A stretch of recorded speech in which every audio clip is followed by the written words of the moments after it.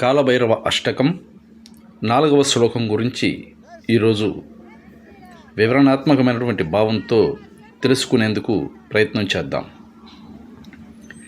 భుక్తి ముక్తిదాయకం ప్రశస్తచారు విగ్రహం భక్తవత్సలం స్థితం సమస్తలోక విగ్రహం నిక్వనన్మనోజ్ఞహేమకింకినీల సత్కటిం కాశికాపురాదినాద కాలభైరవం భజే.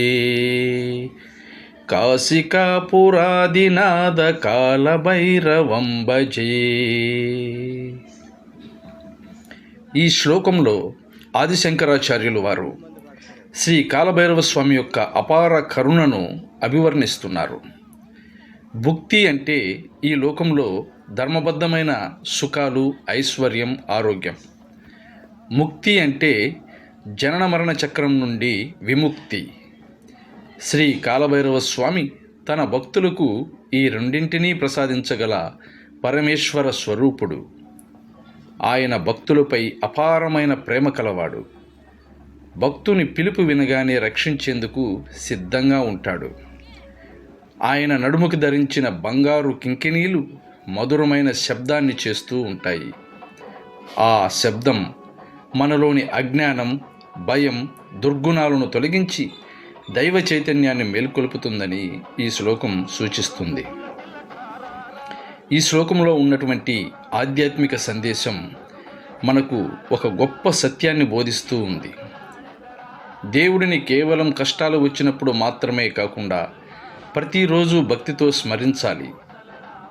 ధర్మ మార్గంలో నడిచే వారికి కాలభైరవ స్వామి ఈ లోకంలో శ్రేయస్సును, చివరికి మోక్షాన్ని కూడా ప్రసాదిస్తాడు. అందుకే కాలభైరవుని నిత్యం స్మరించే వారి జీవితంలో భయం తగ్గి ధైర్యం, వివేకం, దైవానుగ్రహం పెరుగుతాయి. ముక్తిని ప్రసాదించే శ్రీ కాలభైరవ స్వామి వారిని భక్తితో ఆరాధిద్దాం. ఆయన అనుగ్రహం వలన మన జీవితాలను ధర్మ మార్గంలో నడిపించుకునేందుకు ప్రయత్నం చేద్దాం. శ్రీ కాలభైరవాయ నమః. శ్రీ కాలభైరవ అష్టకం 4వ శ్లోకం. ముక్తిని ప్రసాదించే కాలభైరవుడు.